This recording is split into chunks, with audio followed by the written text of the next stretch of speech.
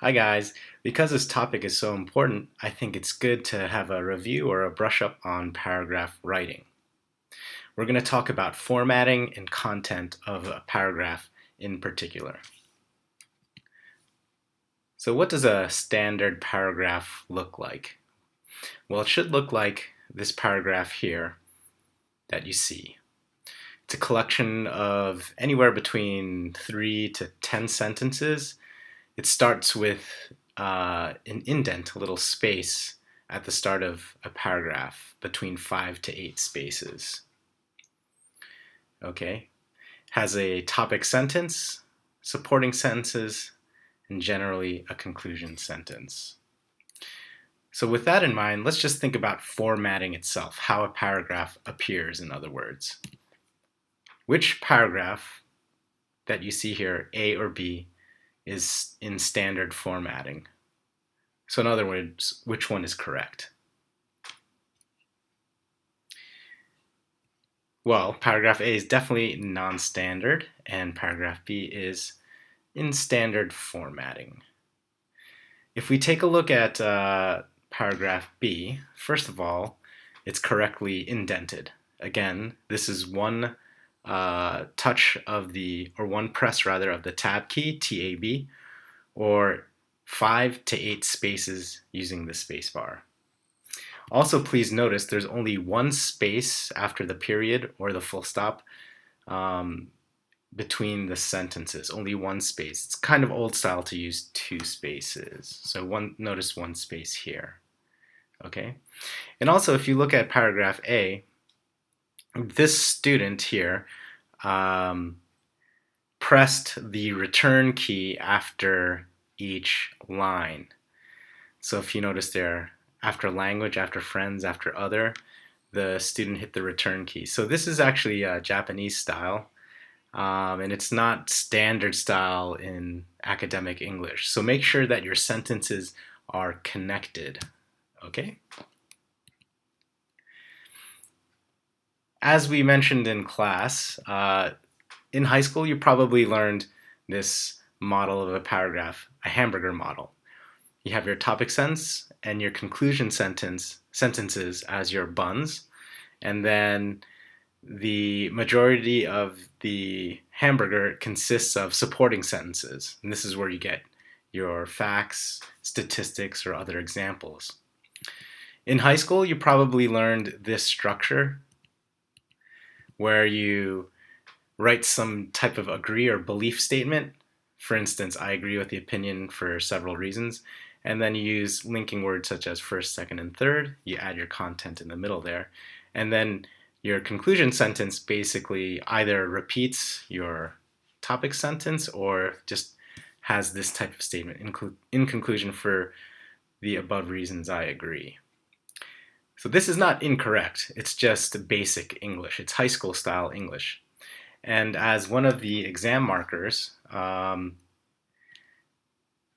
if I read such a structure, I recognize it as, oh, this is the hamburger model, right? But if I read another, it's another hamburger to me, right? And so one after the other, I keep reading, I agree with blah, blah, blah, first, second, third, in conclusion, blah, blah, blah. So as you can see, it kind of, this style of writing does not stand out. It's not special. Let's take a look at the example from a reading again. So actually, pick up any newspaper or book. I want you to count how many times do you see this high school style or basic English structure in a paragraph? Probably 0 times. So for instance, does the topic sentence here start with I agree? No. How about the supporting sentences? Are they introduced with first, second, third? No. Do you read in conclusion for in the final sentence? No. So this is, again, a very basic format, and you want to progress, you want to develop, you want to grow from this style. Okay? So how are we going to grow from this style? Well, I'm not telling you not to make a hamburger anymore, but you can craft or make a better burger. Okay? How do you do that? So for instance, Write a topic sentence that is specific. You don't want to make it too general or too open. You want to make sure that you describe what your topic is and then your position on that topic. For example, maybe your topic is Japan, right? So you can say Japan is a high-tech country, right? The topic is Japan. What's your position on Japan? It's a high-tech country. Okay, followed by your supporting sentences. So you want to provide a variety of supporting sentences that are related to the topic sentence. So you have to make sure that the topic sentence, these sentences are somehow connected to the topic sentences. So you don't want to include sentences, obviously, that are unrelated. There are a variety of linkers or connecting words besides first, second, and third. It's not that these are incorrect, but just high school students or students of English tend to overuse these. So you want to use different words besides first, second, third. You can use in addition, moreover, regarding. There's a whole list, and I'm going to provide you guys with a handout of other linkers or connectors that you can use besides first, second, and third. And then for your conclusion sentence, make sure that you just don't copy and paste your introduction sentence rather. You want to summarize the content that you just wrote about in a short way, or you can even leave a final thought.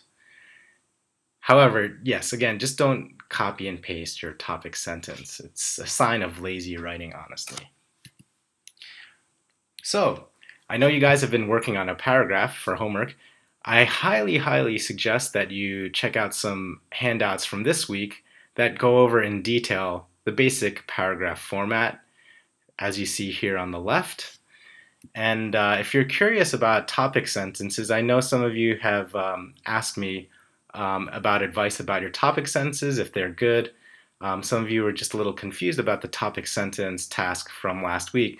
So this handout here on the right, I think, summarizes in a very easy to read way how to write a good topic sentence. So I highly, highly recommend that you read this, and then make sure you check the paragraph that you wrote for homework and see if your paragraph matches the advice given here in the two handouts.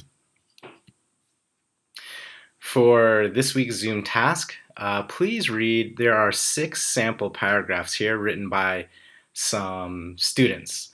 So what you guys are going to do is, in small groups, you're going to discuss the problems of each paragraph. So all of these paragraphs have problems related to its paragraph structure and the content of the paragraph.